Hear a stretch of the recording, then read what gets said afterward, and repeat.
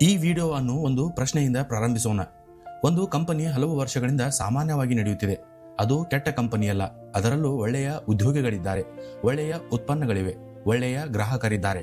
ಆದರೂ ಅದು ಸಕ್ಸಸ್ ಆಗುವುದಿಲ್ಲ. ಇನ್ನೊಂದು ಕಂಪನಿ ಅದೇ ಪರಿಸ್ಥಿತಿಯಿಂದ ಆರಂಭಿಸುತ್ತದೆ. ಅದೇ ಮಾರುಕಟ್ಟೆ, ಅದೇ ಆರ್ಥಿಕ ಪರಿಸ್ಥಿತಿ, ಬಹುತೇಕ ಅದೇ ಅವಕಾಶಗಳು. ಆದರೆ ಕೆಲವು ವರ್ಷಗಳ ನಂತರ ಅದು ಸಕ್ಸಸ್ ಆಗುತ್ತದೆ. ಒಂದು ಕಂಪನಿ ಸಾಮಾನ್ಯವಾಗಿಯೇ ಉಳಿಯುತ್ತದೆ. ಇನ್ನೊಂದು ಕಂಪನಿ ತನ್ನ ಕ್ಷೇತ್ರದಲ್ಲಿ ಅದ್ಭುತ ಯಶಸ್ಸಿನ ಮಾದರಿಯಾಗುತ್ತದೆ.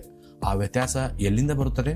ಇದೇ ಪ್ರಶ್ನೆಗೆ ಉತ್ತರ ಹುಡುಕಲು ಜಿಮ್ ಕಾಲಿನ್ಸ್ ಮತ್ತು ಅವರ ಸಂಶೋಧನಾ ತಂಡ ಹಲವು ವರ್ಷಗಳ ಕಾಲ ನೂರಾರು ಕಂಪನಿಗಳನ್ನು ಅಧ್ಯಯನ ಮಾಡಿದರು.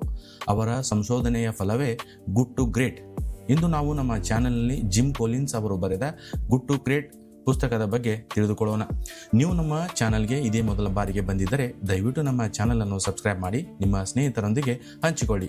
ಜೊತೆಗೆ ನಿಮ್ಮ ಅನಿಸಿಕೆ ಅಭಿಪ್ರಾಯಗಳನ್ನು ಕಾಮೆಂಟ್ನಲ್ಲಿ ಬರೆಯಿರಿ. ನಿಮ್ಮ ಜೀವನವನ್ನು ಅತ್ಯುತ್ತಮ ಮಾಡುವುದೇ ನಮ್ಮ ಗುರಿ. ಒಳ್ಳೆಯ ಸಂಸ್ಥೆಯನ್ನು ನಿಜವಾಗಿಯೂ ಶ್ರೇಷ್ಠ ಸಂಸ್ಥೆಯಾಗಿ ಪರಿವರ್ತಿಸುವುದು ಯಾವುದು?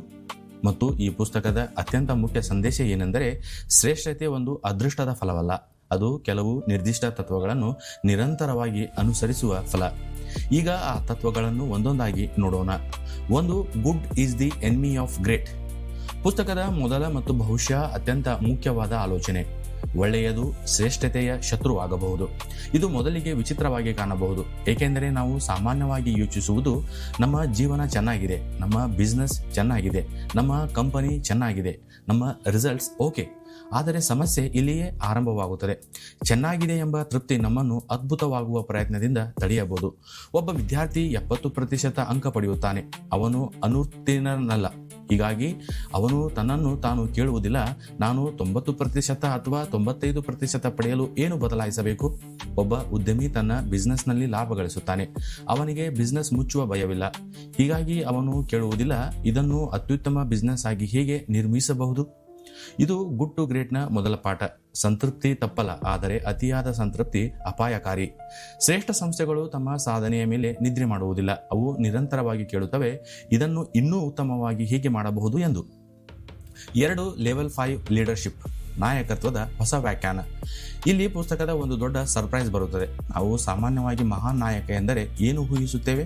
ಬಹಳ ಕರ್ಸ್ಮ್ಯಾಟಿಕ್ ವ್ಯಕ್ತಿ, ಬಹಳ ಮಾತನಾಡುವ ವ್ಯಕ್ತಿ, ಎಲ್ಲರ ಗಮನ ತನ್ನತ್ತ ಸೆಳೆಯುವ ವ್ಯಕ್ತಿ, ತನ್ನ ವಿಷನ್ ಬಗ್ಗೆ ದೊಡ್ಡ ದೊಡ್ಡ ಮಾತುಗಳನ್ನು ಹೇಳುವ ವ್ಯಕ್ತಿ. ಆದರೆ ಕೊಲಿನ್ಸ್ ಅವರ ಸಂಶೋಧನೆಯಲ್ಲಿ ಗ್ರೇಟ್ ಕಂಪನಿಗಳ ನಾಯಕರಲ್ಲಿ ಮತ್ತೊಂದು ಗುಣ ಬಹಳ ಸ್ಪಷ್ಟವಾಗಿ ಕಂಡುಬಂತು. ಅವರು ಅಹಂಕಾರಕ್ಕಿಂತ ಸಂಸ್ಥೆಯ ಯಶಸ್ಸಿಗೆ ಹೆಚ್ಚು ಪ್ರಾಮುಖ್ಯತೆ ನೀಡುತ್ತಿದ್ದರು. ಇದನ್ನೇ ಅವರು ಲೆವೆಲ್ 5 ಲೀಡರ್ಶಿಪ್ ಎಂದು ಕರೆಯುತ್ತಾರೆ. ಇಂತಹ ನಾಯಕನಲ್ಲಿ 2 ಗುಣಗಳು ಒಂದೇ ಸಮಯದಲ್ಲಿ ಇರುತ್ತವೆ: ವೈಯಕ್ತಿಕ ವಿನಯ ಮತ್ತು ವೃತ್ತಿಪರ ದೃಢತೆ. ಅಂದರೆ ಅವನು ತನ್ನ ಯಶಸ್ಸಿನ ಕ್ರೆಡಿಟ್ ಅನ್ನು ಎಲ್ಲವನ್ನೂ ತನ್ನ ಮೇಲೆ ತೆಗೆದುಕೊಳ್ಳುವುದಿಲ್ಲ, ಆದರೆ ಸಂಸ್ಥೆಯ ಗುರಿ ಬಂದಾಗ ಅತ್ಯಂತ ದೃಢವಾಗಿರುತ್ತಾನೆ. ಅವನು ಹೇಳಬಹುದು, ನನ್ನಿಂದ ಆಗಿದೆ ಎನ್ನುವುದಕ್ಕಿಂತ ನಮ್ಮ ತಂಡದಿಂದ ಆಗಿದೆ ಎಂದು. ಆದರೆ ಸಮಸ್ಯೆ ಬಂದಾಗ ಅವನು ಹೊರಗಿನವರನ್ನು ದೂಷಿಸುವುದಿಲ್ಲ. ಅವನು ಮೊದಲು ತನ್ನನ್ನೇ ಪ್ರಶ್ನಿಸುತ್ತಾನೆ, ನಾವು ಇನ್ನೇನು ಉತ್ತಮವಾಗಿ ಮಾಡಬಹುದಿತ್ತು? ಇದು ಅತ್ಯಂತ ಶಕ್ತಿಶಾಲಿ ನಾಯಕತ್ವದ ಲಕ್ಷಣ.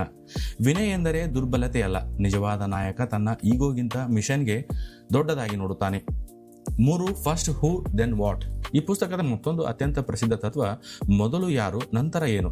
ಸಾಮಾನ್ಯವಾಗಿ ನಾವು ಬಿಸ್ನೆಸ್ನಲ್ಲಿ ಮೊದಲು ಸ್ಟ್ರಾಟಜಿ ಮಾಡುತ್ತೇವೆ. ನಾವು ಏನು ಮಾಡಬೇಕು, ಯಾವ ಪ್ರಾಡಕ್ಟ್ ಲಾಂಚ್ ಮಾಡಬೇಕು, ಯಾವ ಮಾರ್ಕೆಟ್ಗೆ ಹೋಗಬೇಕು, ಆಮೇಲೆ ಜನರನ್ನು ಹುಡುಕುತ್ತೇವೆ.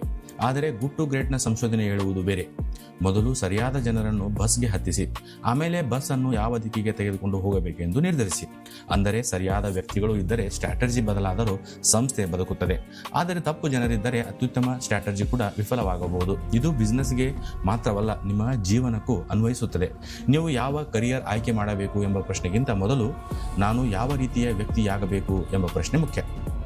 4, ರೈಟ್ ಪೀಪಲ್. ಸರಿಯಾದ ವ್ಯಕ್ತಿಗಳು ಏಕೆ ಇಷ್ಟು ಮುಖ್ಯ? ಒಂದು ಸಂಸ್ಥೆಯಲ್ಲಿ ಬ್ರಿಲಿಯಂಟ್ ಸ್ಟ್ರಾಟಜಿ ಇರಬಹುದು, ಆದರೆ ಅದನ್ನು ಎಕ್ಸಿಕ್ಯೂಟಿವ್ ಮಾಡುವವರು ಸರಿಯಾದವರಲ್ಲದಿದ್ದರೆ ಸ್ಟ್ರಾಟಜಿ ಕಾಗದದಲ್ಲೇ ಉಳಿಯುತ್ತದೆ. ಗ್ರೇಟ್ ಕಂಪನಿಗಳು ಜನರನ್ನು ಕೇವಲ ಸ್ಕಿಲ್ಗಾಗಿ ಆಯ್ಕೆ ಮಾಡುವುದಿಲ್ಲ. ಅವರು ವ್ಯಕ್ತಿಯ ಕ್ಯಾರೆಕ್ಟರ್, ಡಿಸಿಪ್ಲಿನ್, ರೆಸ್ಪಾನ್ಸಿಬಿಲಿಟಿ ಮತ್ತು ಸಂಸ್ಥೆಯ ಸಂಸ್ಕೃತಿಗೆ ಹೊಂದಿಕೊಳ್ಳುವಿಕೆಯನ್ನು ಗಮನಿಸುತ್ತಾರೆ. ಇದರಿಂದ ಒಂದು ಪ್ರಮುಖ ಪಾಠ, ತಪ್ಪು ವ್ಯಕ್ತಿಯನ್ನು ಸರಿಯಾದ ಸ್ಥಾನದಲ್ಲಿ ಇಡುವುದಕ್ಕಿಂತ ಸರಿಯಾದ ವ್ಯಕ್ತಿಯನ್ನು ಹುಡುಕಲು ಸಮಯ ತೆಗೆದುಕೊಳ್ಳುವುದು ಉತ್ತಮ. ಮತ್ತು ಇಲ್ಲಿ ಒಂದು ಕಠಿಣ ಸತ್ಯವಿದೆ. ಕೆಲವೊಮ್ಮೆ ನಾಯಕತ್ವ ಎಂದರೆ ಹೊಸ ವ್ಯಕ್ತಿಯನ್ನು ನೇಮಿಸುವುದಷ್ಟೇ ಅಲ್ಲ, ತಪ್ಪು ವ್ಯಕ್ತಿಯನ್ನು ಸರಿಯಾದ ಸಮಯದಲ್ಲಿ ಹೊರಗೆ ಕಳುಹಿಸುವ ಧೈರ್ಯವು ನಾಯಕತ್ವವೇ. 5, ಸ್ಟಾಕ್ಡೇಲ್ ಪ್ಯಾರಾಡಾಕ್ಸ್. ಕಠಿಣ ಸತ್ಯವನ್ನು ಎದುರಿಸುವ ಧೈರ್ಯ. ಇದು ಪುಸ್ತಕದ ಅತ್ಯಂತ ಆಳವಾದ ಪರಿಕಲ್ಪನೆಗಳಲ್ಲಿ ಒಂದು. ಗ್ರೇಟ್ ಸಂಸ್ಥೆಗಳು ಸಮಸ್ಯೆಗಳನ್ನು ಇಗ್ನೋರ್ ಮಾಡುವುದಿಲ್ಲ, ಅವು ರಿಯಾಲಿಟಿಯನ್ನು ಎದುರಿಸುತ್ತವೆ. ಇದನ್ನು ಅರ್ಥ ಮಾಡಿಕೊಳ್ಳಲು ಕೊಲಿನ್ಸ್ ಅವರು ಅಡ್ಮಿರಲ್ ಜಿಮ್ ಸ್ಟಾಕ್ ಡೇಲ್ ಅವರ ಅನುಭವವನ್ನು ಬಳಸುತ್ತಾರೆ. ಇಲ್ಲಿನ ಮುಖ್ಯ ಪಾಠ, ನೀವು ಕೊನೆಗೆ ಗೆಲ್ಲುತ್ತೀರಿ ಎಂಬ ನಂಬಿಕೆಯನ್ನು ಕಳೆದುಕೊಳ್ಳಬಾರದು, ಆದರೆ ಅದೇ ಸಮಯದಲ್ಲಿ ಈ ಕ್ಷಣದ ಕಠಿಣ ವಾಸ್ತವಿಕತೆಯನ್ನು ಎಂದಿಗೂ ನಿರಾಕರಿಸಬಾರದು. ಅಂದರೆ ಎಲ್ಲವೂ ಚೆನ್ನಾಗಿ ಆಗುತ್ತದೆ ಎಂದು ಕಣ್ಣು ಮುಚ್ಚಿಕೊಳ್ಳಬೇಡಿ, ಅದೇ ಸಮಯದಲ್ಲಿ ಇಂದು ಎಂದಿಗೂ ಸರಿಯಾಗುವುದಿಲ್ಲ ಎಂದು ಕೈಬಿಡಬೇಡಿ. ಎರಡರ ಮಧ್ಯೆ ಇರುವ ಮನೋಭಾವವೇ ಸ್ಟಾಕ್ಡೇಲ್ ಪಾರಾಡಾಕ್ಸ್, ಹೋಪ್ ಪ್ಲಸ್ ಬ್ರೂಟಿಯಲ್ ರಿಯಾಲಿಟಿ. ಆಶಾವಾದ ಇರಲಿ, ಆದರೆ ವಾಸ್ತವಿಕತೆಯ ಮೇಲೆ ಕಣ್ಣು ಮುಚ್ಚಬೇಡಿ. ದ ಬ್ರೂಟಲ್ ಫ್ಯಾಕ್ಟ್ಸ್, ಸತ್ಯವನ್ನು ಎದುರಿಸಿ. ಯಾವುದೇ ಸಂಸ್ಥೆ ಸುಧಾರಿಸಬೇಕಾದರೆ ಮೊದಲು ಒಂದು ಕೆಲಸ ಮಾಡಬೇಕು, ಅದು ತನ್ನ ನಿಜವಾದ ಸ್ಥಿತಿಯನ್ನು ಒಪ್ಪಿಕೊಳ್ಳಬೇಕು. ನಿಮ್ಮ ಬಿಸ್ನೆಸ್ನಲ್ಲಿ ಸೇಲ್ಸ್ ಕಡಿಮೆಯಾದರೆ ಮಾರ್ಕೆಟ್ ಕೆಟ್ಟಿದೆ ಎಂದು ಹೇಳುವುದು ಸುಲಭ. ನಿಮ್ಮ ಯೂಟ್ಯೂಬ್ ಚಾನಲ್ ಬೆಳೆಯುತ್ತಿಲ್ಲ ಎಂದರೆ ಅಲ್ಗಾರಿದಮ್ ಕೆಟ್ಟಿದೆ ಎಂದು ಹೇಳುವುದು ಸುಲಭ. ವಿದ್ಯಾರ್ಥಿಯ ಮಾರ್ಕ್ಸ್ ಕಡಿಮೆಯಾದರೆ ಕ್ವಶನ್ ಪೇಪರ್ ಕಷ್ಟವಾಗಿತ್ತು ಎಂದು ಹೇಳುವುದು ಸುಲಭ. ಆದರೆ ಗ್ರೇಟ್ ಮೈಂಡ್ಸೆಟ್ ಕೇಳುವುದು, ನನ್ನ ಕಂಟ್ರೋಲ್ನಲ್ಲಿ ಏನಿತ್ತು? ಈ ಪ್ರಶ್ನೆ ಅನ್ಕಂಫರ್ಟಬಲ್, ಆದರೆ ಗ್ರೋತ್ ಅಲ್ಲಿಂದಲೇ ಆರಂಭವಾಗುತ್ತದೆ. ನೀವು ಸಮಸ್ಯೆಯನ್ನು ನಿಜವಾಗಿ ಒಪ್ಪಿಕೊಳ್ಳುವವರೆಗೂ ಅದನ್ನು ನಿಜವಾಗಿ ಪರಿಹರಿಸಲು ಸಾಧ್ಯವಿಲ್ಲ. 7. ದ ಹೆಡ್ಜ್ ಹಾಗ್ ಕಾನ್ಸೆಪ್ಟ್, ಎಲ್ಲವನ್ನು ಮಾಡಬೇಡಿ.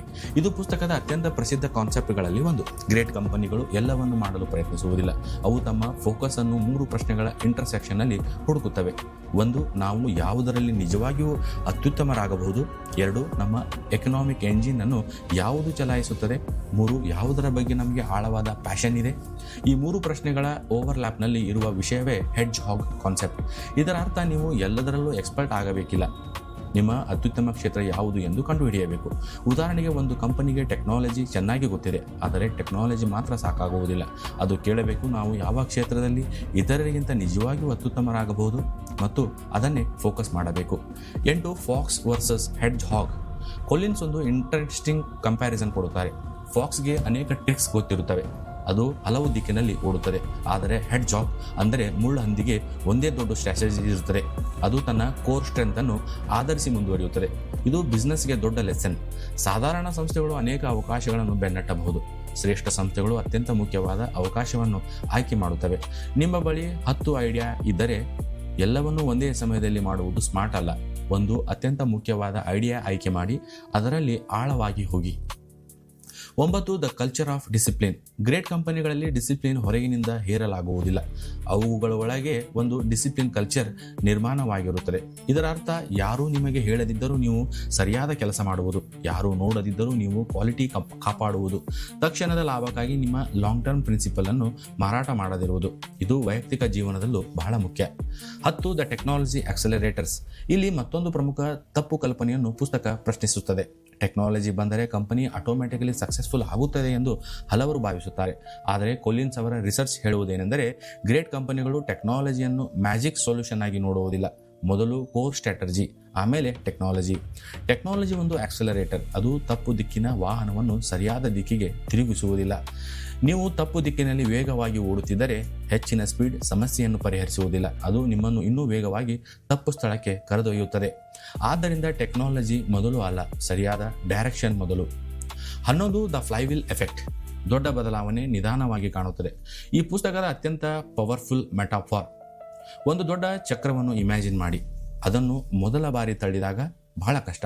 ಚಕ್ರ ನಿಧಾನವಾಗಿ ಚಲಿಸುತ್ತದೆ, ಮತ್ತೆ ತಳ್ಳುತ್ತೀರಿ, ಮತ್ತೆ ಒಂದು ಹಂತದಲ್ಲಿ ಚಕ್ರ ವೇಗ ಪಡೆದುಕೊಳ್ಳಲು ಆರಂಭಿಸುತ್ತದೆ. ಆಮೇಲೆ ನೀವು ಹೆಚ್ಚು ಫೋರ್ಸ್ ಹಾಕಬೇಕಿಲ್ಲ, ಚಕ್ರ ತನ್ನ ಮೊಮೆಂಟಮ್ನಿಂದಲೇ ವೇಗವಾಗಿ ತಿರುಗುತ್ತದೆ. ಗ್ರೇಟ್ ಸಂಸ್ಥೆಗಳ ಗ್ರೋತ್ ಕೂಡ ಇದೇ ರೀತಿ. ಒಂದು ದಿನದಲ್ಲಿ ಮಿರಾಕಲ್ ಆಗುವುದಿಲ್ಲ, ಅವು ಪ್ರತಿದಿನ ಸಣ್ಣ ಸಣ್ಣ ಸರಿಯಾದ ನಿರ್ಧಾರಗಳನ್ನು ತೆಗೆದುಕೊಳ್ಳುತ್ತವೆ. ಒಂದು ಉತ್ತಮ ಹೈರಿಂಗ್, ಒಂದು ಉತ್ತಮ ಪ್ರಾಡಕ್ಟ್, ಒಂದು ಉತ್ತಮ ಕಸ್ಟಮರ್ ಎಕ್ಸ್ಪೀರಿಯನ್ಸ್, ಮತ್ತೊಂದು ಉತ್ತಮ ಡಿಸಿಷನ್. ಇವುಗಳೆಲ್ಲ ಸೇರಿ ಮೊಮೆಂಟಮ್ ಸೃಷ್ಟಿಸುತ್ತದೆ. ಸಕ್ಸಸ್ ಬಹಳ ಬಾರಿ ಒಂದು ದೊಡ್ಡ ಜಂಪ್ ಅಲ್ಲ, ಸಣ್ಣ ಸರಿಯಾದ ಹೆಜ್ಜೆಗಳ ಅಕ್ಯುಮುಲೇಟೆಡ್ ಮೊಮೆಂಟಮ್. 12. ಡೂಮ್ ಲೂಪ್. ಪ್ರತಿ ಬಾರಿ ಹೊಸ ಸ್ಟ್ರಾಟಜಿ ಹುಡುಕಬೇಡಿ. ಫ್ಲೈವಿಲ್ಗೆ ವಿರುದ್ಧವಾದ ಡೂಮ್ ಲೂಪ್. ಇದು ಹೇಗಿರುತ್ತದೆ ಗೊತ್ತಾ? ಒಂದು ಕಂಪನಿ ಸ್ಟ್ರಾಟಜಿ ಮಾಡುತ್ತದೆ, ಸ್ವಲ್ಪ ಸಮಯದ ನಂತರ ರಿಸಲ್ಟ್ಸ್ ಕಾಣುವುದಿಲ್ಲ, ತಕ್ಷಣ ಸ್ಟ್ರಾಟಜಿ ಬದಲಿಸುತ್ತದೆ, ಮತ್ತೆ ಹೊಸ ಲೀಡರ್, ಮತ್ತೆ ಹೊಸ ಟೆಕ್ನಾಲಜಿ, ಮತ್ತೆ ಹೊಸ ಡೈರೆಕ್ಷನ್. ಹೀಗೆ ಮತ್ತೊಂದು ಪ್ರಯತ್ನವು ಪೂರ್ಣ ಮೊಮೆಂಟಮ್ ಪಡೆಯುವ ಮೊದಲು ನಿಲ್ಲುತ್ತದೆ. ಇದನ್ನೇ ಡೂಮ್ ಲೂಪ್ ಎಂದು ಅರ್ಥ ಮಾಡಿಕೊಳ್ಳಬಹುದು. ಇದರ ಪಾಠ, ಪ್ರತಿ ಸಮಸ್ಯೆಗೆ ಹೊಸ ಸ್ಟ್ರಾಟಜಿ ಬೇಕಾಗಿಲ್ಲ, ಕೆಲವೊಮ್ಮೆ ಹಳೆಯ ಸ್ಟ್ರಾಟಜಿಗೆ ಇನ್ನಷ್ಟು ಸಮಯ ಮತ್ತು ಕನ್ಸಿಸ್ಟೆನ್ಸ್ ಬೇಕಾಗಿರುತ್ತದೆ. 13 20 ಮೈಲ್ ಮಾರ್ಚ್, ಪ್ರತಿದಿನ ಒಂದು ನಿಗದಿತ ಹೆಜ್ಜೆ. ಗ್ರೇಟ್ನೆಸ್ನ ಮತ್ತೊಂದು ರಹಸ್ಯ ಕನ್ಸಿಸ್ಟೆನ್ಸಿ. ಕೊಲಿನ್ಸ್ 20 ಮೈಲ್ ಮಾರ್ಚ್ ಎಂಬ ಕಾನ್ಸೆಪ್ಟ್ ಅನ್ನು ವಿವರಿಸುತ್ತಾರೆ. ಅದರ ಅರ್ಥ ಒಂದು ದಿನ ತುಂಬಾ ವೇಗವಾಗಿ ಓಡಿ ಮುಂದಿನ ದಿನ ಸಂಪೂರ್ಣ ನಿಲ್ಲುವುದು ಅಲ್ಲ, ಬದಲಾಗಿ ಪ್ರತಿದಿನ ಒಂದು ನಿರ್ದಿಷ್ಟ ಗುರಿಯನ್ನು ಸಾಧಿಸುವುದು. ಜೀವನದಲ್ಲೂ ಇದೆ. ಗ್ರೇಟ್ನೆಸ್ಗೆ ಇಂಟೆನ್ಸಿಟಿಗಿಂತ ಕನ್ಸಿಸ್ಟೆನ್ಸಿ ಬಹಳ ಮುಖ್ಯ. 14 clock building, not time telling. ಇದು ನಾಯಕತ್ವದ ಅತ್ಯಂತ ಸುಂದರ ಲೆಸನ್. ಒಬ್ಬ ಲೀಡರ್ ಎರಡು ರೀತಿಯಲ್ಲಿ ಕೆಲಸ ಮಾಡಬಹುದು. ಒಂದು, ಪ್ರತಿ ಸಮಸ್ಯೆಗೆ ತಾನೇ ಉತ್ತರ ಕೊಡುವುದು. ಮತ್ತೊಂದು, ತನ್ನ ನಂತರವೂ ಸಂಸ್ಥೆ ಯಶಸ್ವಿಯಾಗುವ ವ್ಯವಸ್ಥೆಯನ್ನು ನಿರ್ಮಿಸುವುದು. ಮೊದಲನೆಯದು ಟೈಮ್ ಟೆಲ್ಲಿಂಗ್, ಎರಡನೆಯದು ಕ್ಲಾಕ್ ಬಿಲ್ಡಿಂಗ್. ನಿಜವಾದ ನಾಯಕ ತನ್ನ ಮೇಲೆ ಅವಲಂಬಿತವಾಗಿರುವ ಸಂಸ್ಥೆಯನ್ನು ನಿರ್ಮಿಸುವುದಿಲ್ಲ. ಅವನು ಸರಿಯಾದ ಜನರನ್ನು ಬೆಳೆಸುತ್ತಾನೆ, ಸರಿಯಾದ ಸಿಸ್ಟಮ್ ಅನ್ನು ನಿರ್ಮಿಸುತ್ತಾನೆ, ಸರಿಯಾದ ಕಲ್ಚರ್ ಅನ್ನು ನಿರ್ಮಿಸುತ್ತಾನೆ, ತನ್ನ ನಂತರವೂ ಸಂಸ್ಥೆ ಮುಂದುವರಿಯುವಂತೆ ಮಾಡುತ್ತಾನೆ. ನಿಮ್ಮ ಯಶಸ್ಸು ನೀವು ಇಲ್ಲದಾಗಲು ಮುಂದುವರಿದರೆ ಅದೇ ನಿಜವಾದ ನಾಯಕತ್ವ. 15 ಪ್ರಾಫಿಟ್ಗಿಂತ ಮೊದಲು ಪರ್ಪಸ್. ಗುಡ್ ಟು ಗ್ರೇಟ್ನ ದೊಡ್ಡ ಟೇಕ್ಅವೇಗಳಲ್ಲಿ ಇದು ಒಂದು. ಹಣ ಮುಖ್ಯ, ಆದರೆ ಹಣ ಮಾತ್ರ ವಿಷನ್ ಆಗಿದ್ದರೆ ಸಂಸ್ಥೆ ದೀರ್ಘಕಾಲ ಶ್ರೇಷ್ಠವಾಗಿರಲು ಕಷ್ಟ. ಗ್ರೇಟ್ ಸಂಸ್ಥೆ ತನ್ನ ಕೆಲಸದ ಬಗ್ಗೆ ಆಳವಾದ ಅರ್ಥವನ್ನು ಹೊಂದಿರುತ್ತದೆ. ಅದು ಕೇಳುತ್ತದೆ, ನಾವು ಹಣ ಗಳಿಸುವುದಕ್ಕಿಂತ ಹೊರತಾಗಿ ಏಕೆ ಅಸ್ತಿತ್ವದಲ್ಲಿದ್ದೇವೆ? ಈ ಪರ್ಪಸ್ ಜನರನ್ನು ಒಟ್ಟಿಗೆ ತರುತ್ತದೆ. ಎಂಪ್ಲಾಯಿಗೆ ಕೆಲಸ ಕೇವಲ ಸ್ಯಾಲರಿ ಆಗುವುದಿಲ್ಲ, ಅದು ಒಂದು ಮಿಷನ್ ಆಗುತ್ತದೆ. 16 ಗ್ರೇಟ್ನೆಸ್ಗೆ ಕರಿಷ್ಮಾ ಅಗತ್ಯವಿಲ್ಲ. ನಾವು ಯಶಸ್ಸನ್ನು ಸಾಮಾನ್ಯವಾಗಿ ಸೆಲೆಬ್ರಿಟಿ ಲೀಡರ್ಸ್ ಜೊತೆ ಕನೆಕ್ಟ್ ಮಾಡುತ್ತೇವೆ, ಆದರೆ ಗುಡ್ ಟು ಗ್ರೇಟ್ ನಮಗೆ ಒಂದು ವಿಭಿನ್ನ ಪಿಕ್ಚರ್ ನೀಡುತ್ತದೆ. ನಿಜವಾದ ಗ್ರೇಟ್ ಲೀಡರ್ ಹೆಚ್ಚು ಪ್ರಚಾರ ಬಯಸದೇ ಇರಬಹುದು, ತನ್ನ ಬಗ್ಗೆ ಹೆಚ್ಚು ಮಾತನಾಡದೇ ಇರಬಹುದು, ತನ್ನ ಯಶಸ್ಸನ್ನು ಪ್ರದರ್ಶಿಸದೇ ಇರಬಹುದು, ತನ್ನ ಟೀಮ್ಗೆ ಕ್ರೆಡಿಟ್ ಕೊಡಬಹುದು, ಆದರೆ ಅವನ ನಿರ್ಧಾರಗಳು ಬಹಳ ದೃಢವಾಗಿರುತ್ತವೆ. ಇದು ಒಂದು ಮಹತ್ವದ ಲೆಸನ್. ನಾಯಕನ ಶಕ್ತಿ ಅವನು ಎಷ್ಟು ಜೋರಾಗಿ ಮಾತನಾಡುತ್ತಾನೆ ಎಂಬುದರಲ್ಲಿ ಇಲ್ಲ, ಅವನು ಸರಿಯಾದ ಸಮಯದಲ್ಲಿ ಸರಿಯಾದ ನಿರ್ಧಾರ ತೆಗೆದುಕೊಳ್ಳುವ ಸಾಮರ್ಥ್ಯದಲ್ಲಿದೆ. 18 ಈಗ ಈ ಪುಸ್ತಕವನ್ನು ನಿಮ್ಮ ಜೀವನಕ್ಕೆ ಅನ್ವಯಿಸೋಣ. ಇದು ಕೇವಲ ದೊಡ್ಡ ಕಂಪನಿಗಳ ಪುಸ್ತಕ ಎಂದು ನೀವು ಭಾವಿಸಿದರೆ ಅದು ತಪ್ಪು. ಇದರ ಪ್ರಿನ್ಸಿಪಲ್ಸ್ ನಿಮ್ಮ ಜೀವನಕ್ಕೂ ಅನ್ವಯಿಸುತ್ತವೆ. ನೀವು ವಿದ್ಯಾರ್ಥಿಯಾಗಿದ್ದರೆ ಮೊದಲು ಕೇಳಿ, ನಾನು ಯಾವ ವಿಷಯದಲ್ಲಿ ಅತ್ಯುತ್ತಮವಾಗಬಹುದು? ನಿಮ್ಮ ದುರ್ಬಲತೆಯನ್ನು ಇಗ್ನೋರ್ ಮಾಡಬೇಡಿ, ಆದರೆ ನಿಮ್ಮ ಸ್ಟ್ರಾಂಗೆಸ್ಟ್ ಸಬ್ಜೆಕ್ಟ್ ಯಾವುದು ಎಂದು ಗುರುತಿಸಿ. ಪ್ರತಿದಿನ ಕನ್ಸಿಸ್ಟೆನ್ಸಿ ಸ್ಟಡಿ ಮಾಡಿ. ಒಂದು ದಿನ 12 ಗಂಟೆ ಓದಿ, ನಂತರ 3 ದಿನ ಬ್ರೇಕ್ ತೆಗೆದುಕೊಳ್ಳಬೇಡಿ. ನಿಮ್ಮದೇ 20 ಮೈಲ್ ಮಾರ್ಚ್ ನಿರ್ಮಿಸಿ. ನೀವು ಎಂಟ್ರಪ್ರಿನರ್ ಆಗಿದ್ದರೆ ಪ್ರತಿಯೊಂದು ಅಪಾರ್ಚುನಿಟಿಯ ಹಿಂದೆ ಓಡಬೇಡಿ. ಮೊದಲು ಕೇಳಿ, ನಮ್ಮ ಕಂಪನಿ ನಿಜವಾಗಿಯೂ ಯಾವುದರಲ್ಲಿ ಅತ್ಯುತ್ತಮವಾಗಬಹುದು? ನಂತರ ಸರಿಯಾದ ಜನರನ್ನು ಆಯ್ಕೆ ಮಾಡಿ. ನಿಮ್ಮ ಬಿಸ್ನೆಸ್ನ ಬ್ರೂಟಲ್ ಫ್ಯಾಕ್ಟ್ಸ್ ನೋಡಿ, ನಂತರ ಫ್ಲೈವೀಲ್ ಕಟ್ಟಲು ಪ್ರಾರಂಭಿಸಿ. 20 ಅಂತಿಮವಾಗಿ ನಿಮ್ಮ ಗುಡ್ ಎಲ್ಲಿದೆ? ಈಗ ಒಂದು ಪ್ರಶ್ನೆ ನಿಮಗಾಗಿ. ನಿಮ್ಮ ಜೀವನದಲ್ಲಿ ಯಾವುದು ಕೇವಲ ಗುಡ್ ಆಗಿದೆ, ಆದರೆ ನೀವು ಅದನ್ನು ಗ್ರೇಟ್ ಮಾಡಬಹುದು? ನಿಮ್ಮ ಕರಿಯರ್, ನಿಮ್ಮ ಬಿಸ್ನೆಸ್, ನಿಮ್ಮ ಸ್ಟಡೀಸ್, ನಿಮ್ಮ ಸ್ಕಿಲ್ಸ್ ಅಥವಾ ನಿಮ್ಮ ಸ್ವಂತ ವ್ಯಕ್ತಿತ್ವ? ಮೊದಲು ನಿಮ್ಮ ಬ್ರೂಟಲ್ ಫ್ಯಾಕ್ಟ್ಸನ್ನು ಒಪ್ಪಿಕೊಳ್ಳಿ, ನಂತರ ಸರಿಯಾದ ಜನರನ್ನು ನಿಮ್ಮ ಜೀವನಕ್ಕೆ ಕರೆತನ್ನಿ. ನಿಮ್ಮ ಹೆಡ್ಜಾಗ್ ಕಾನ್ಸೆಪ್ಟ್ ಕಂಡುಕೊಳ್ಳಿ. ಎಲ್ಲವನ್ನು ಮಾಡಲು ಪ್ರಯತ್ನಿಸಬೇಡಿ, ನಿಮ್ಮ ಕೋರ್ ಸ್ಟ್ರೆಂತ್ ಮೇಲೆ ಫೋಕಸ್ ಮಾಡಿ. ಟೆಕ್ನಾಲಜಿಯನ್ನು ಆಕ್ಸಲೇಟರ್ ಆಗಿ ಬಳಸಿ. ಡಿಸಿಪ್ಲಿನ್ ಬೆಳೆಸಿಕೊಳ್ಳಿ. ಪ್ರತಿದಿನ ನಿಮ್ಮ 20 ಮೈಲ್ ಮಾರ್ಚ್ ಮುಂದುವರಿಸಿ ಮತ್ತು ಮುಖ್ಯವಾಗಿ ಫ್ಲೈವೀಲ್ ಅನ್ನು ತಳ್ಳುತ್ತಲೇ ಇರಿ. ಮೊದಲ ಕೆಲವು ಪುಷಸ್ಗೆ ಯಾವುದೇ ದೊಡ್ಡ ಫಲಿತಾಂಶ ಕಾಣಿಸದೇ ಇರಬಹುದು. ನೀವು ಯೋಚಿಸಬಹುದು, ಇದು ಕೆಲಸ ಮಾಡುತ್ತಿದೆಯೇ? ಆದರೆ ನೀವು ಸರಿಯಾದ ಡೈರೆಕ್ಷನಲ್ಲಿ ಇದ್ದರೆ ನಿಲ್ಲಬೇಡಿ, ಏಕೆಂದರೆ ಒಂದು ಹಂತದಲ್ಲಿ ನೀವು ತಳ್ಳುತ್ತಿದ್ದ ಚಕ್ರವೇ ನಿಮ್ಮನ್ನು ಮುಂದೆ ಕೊಂಡೊಯ್ಯಲು ಆರಂಭಿಸುತ್ತದೆ. ಇದಕ್ಕಾಗಿಯೇ ಗುಡ್ ಟು ಗ್ರೇಟ್ ಕೇವಲ ಒಂದು ಬಿಸ್ನೆಸ್ ಬುಕ್ ಅಲ್ಲ, ಇದು ಒಂದು ಪ್ರಶ್ನೆ ಕೇಳುವ ಪುಸ್ತಕ. ನೀವು ಒಳ್ಳೆಯದರಲ್ಲಿ ತೃಪ್ತರಾಗುತ್ತೀರಾ ಅಥವಾ ನಿಜವಾಗಿಯೂ ಶ್ರೇಷ್ಠವಾಗಲು ಸಿದ್ಧರಿದ್ದೀರಾ? ಏಕೆಂದರೆ ಗ್ರೇಟ್ನೆಸ್ ಸಾಮಾನ್ಯವಾಗಿ ಒಂದು ದೊಡ್ಡ ಅವಕಾಶ ಬಂದಾಗ ಪ್ರಾರಂಭವಾಗುವುದಿಲ್ಲ, ಅದು ನೀವು ಪ್ರತಿದಿನ ತೆಗೆದುಕೊಳ್ಳುವ ಸಣ್ಣ ಸರಿಯಾದ ನಿರ್ಧಾರಗಳಿಂದ ಆರಂಭವಾಗುತ್ತದೆ. ಇದು ಒಂದು ಸಣ್ಣ ಪುಷ್. ನಾಳೆ ಮತ್ತೊಂದು ದಿನ ಮತ್ತೊಂದು, ಆಮೇಲೆ ಒಂದು ದಿನ ಫ್ಲೈವೀಲ್ ತಿರುಗಲು ಆರಂಭಿಸುತ್ತದೆ ಮತ್ತು ಆಗ ಗುಡ್ ಟು ಗ್ರೇಟ್ ಆಗುತ್ತದೆ. ಧನ್ಯವಾದಗಳು. ಈ ಸಾರಾಂಶ ನಿಮಗೆ ಇಷ್ಟವಾದರೆ ದಯವಿಟ್ಟು ನಮ್ಮ ಚಾನಲ್ ಅನ್ನು ಸಬ್ಸ್ಕ್ರೈಬ್ ಮಾಡಿ, ನಿಮ್ಮ ಸ್ನೇಹಿತರೊಂದಿಗೆ ಹಂಚಿಕೊಳ್ಳಿ. ಜೊತೆಗೆ ನಿಮ್ಮ ಅನಿಸಿಕೆ ಅಭಿಪ್ರಾಯಗಳನ್ನು ಕಾಮೆಂಟ್ನಲ್ಲಿ ಬರೆಯಿರಿ. ಉತ್ತಮ ಪುಸ್ತಕದ ಸಾರಾಂಶದೊಂದಿಗೆ ಮತ್ತೆ ಭೇಟಿಯಾಗೋಣ ಮುಂದಿನ ವಿಡಿಯೋದಲ್ಲಿ. ಅಲ್ಲಿವರೆಗೂ ನಮಸ್ಕಾರ.